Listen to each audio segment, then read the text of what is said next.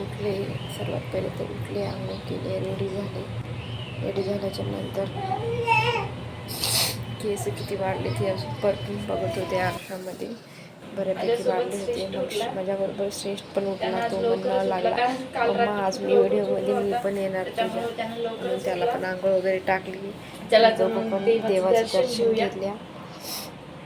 देवाचं दर्शन घेतल्याच्या नंतर त्याला मग अजून त्याला देवकर म्हणत होते. देव उठून देवकर म्हणत होते. ते देव हातात घेतो किंवा वडतो. त्याला ते ओढायचा प्रयत्न करतो. तसं करत होता. रोज तसंच करतो. देवाला दंडवतकर म्हणल्याच्या नंतर मग रोज मी आज पण तुम्हाला रोजच्याप्रमाणे माझं डेली रुटीन दाखवणार आहे. चला तर मग आपलं रुटीन सुरू करूया. आणि श्रेष्ठ म्हणला, मग मी तुझ्या व्हिडिओमध्ये मी आज पूर्ण व्हिडिओमध्ये मी तुझ्या येणार असं म्हणत होता. मग त्यानं मग मी बाहेर थोडं त्याला घेऊन फिरायला आले. त्याला पण छान वाटत होतं. सकाळी सकाळी थोडं वातावरण थंडगार असते, शांत असते. सगळं बघून मन प्रसन्न होते आणि मनाला पण समाधान वाटते. मी त्याला म्हणत होते, तू पण व्हिडिओमध्ये जरासं बोल, मीच एकटी किती बोलू. मग तो काय बोलला नाही, शांतच होता. सकाळी चहा ठेवला, कुकर लावून घेतलं. लगेच मग मटकी केली, तेल तवा ठेवलं इकडे कढाईमध्ये. इकडे कुकर लावलं, इकडे मटकीला फोडणी दिली. इकडं लगेच मग कुकरमध्ये घेतलं, डाळ ते काढून वरणाला फोडणी दिली. मटकी शिजत होती, वरण उकळी येत होतं छान. लगेच पीठ चुरून घेतलं. श्रेयांश जेवतो म्हणला. मग त्याला पोळ्या टाकायच्या होत्या. पोळ्या टाकून घेतल्या. भांडे पण भरपूर पडले होते आज. श्रेष्ठला पण काय झालं की सकाळपासून तो चिडचिड करत होता, रडत होता. म्हणून आज खूप शॉर्टकट घेतलं व्हिडिओ. आणि जेवणामध्ये आज सकाळच्या असं काय होतं, देवाला उपार दाखवून घेतला.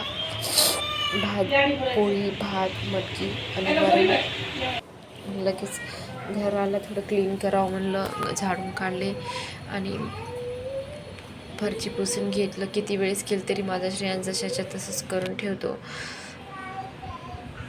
झाडू घेतला, सगळं क्लीन केलं. असं केलं क्लीन की त्यानं असून जशाच्या तसं करून ठेवतो. कपड्याच्या घड्या मारायचे होते, कपडे काढून आणले होते. श्रेयांशला मध्ये बोलून घेतलं, कपडे टाकले सोफ्यावर आणि कपड्याच्या घड्या मारून घेतल्या. कपड्याच्या घड्या मारून ठेवलं की रॅकमध्ये पण आपल्याला व्यवस्थित वाटतं आणि घ्यायला पण सोपं जातं. मग लगेच किचनमध्ये आले. थोडा रवा भाजायचा होता, त्याच्यासाठी मॅगी केली होती. त्यानं काय मॅगी खाल्ला नाही. रवा भाजून घेतला. आज गॅस चालत नव्हता, कारण माझ्या लक्षात नव्हतं. कढई होती, वरी कढई चालू असली की गॅस स्टार्टच होत नाही. कढई गरम होते म्हणून मी काय त्याला उचलायचा प्रयत्न केला, पण गरम असल्यामुळे उचललं नाही. तसंच चालू करून घेतलं कढई. तिकडे श्रेष्ठला अजून खायला करायचं होतं. रवा भाजायचा होता, रवा खाली लागत होता म्हणून त्याला मी बंद करून गेलं.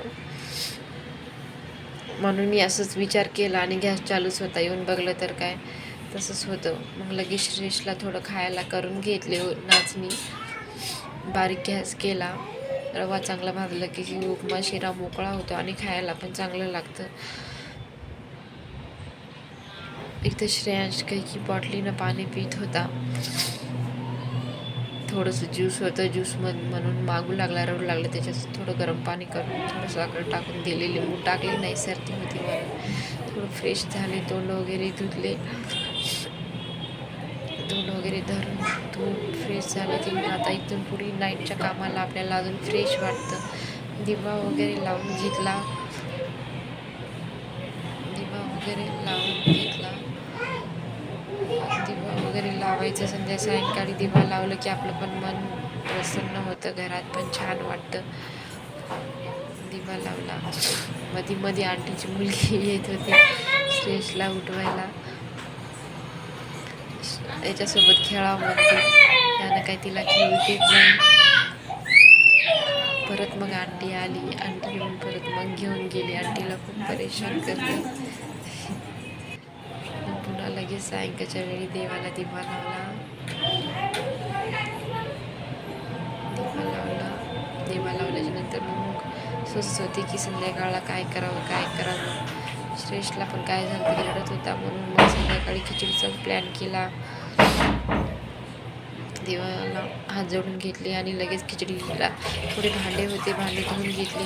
भांडे धुतल्याच्या नंतर लगेच खिचडीची तयारी केली. कांदा वगैरे कट करून घेतला, टाकायचं त्याच्याने पण खिचडीला चव येते. खिचडी करून घेतली. खिचडी करून घेतल्याच्या नंतर श्रेयास भरपूर काढ म्हणत होता, त्याच्यासाठी भरपूर काढले. त्याला पण म्हणत होता मी मम्मा मी येतो म्हणून, भरपूर कसे काढायचे त्याला बघायचे होते. ते पण आला आणि येऊन थांबला आणि बघत होता.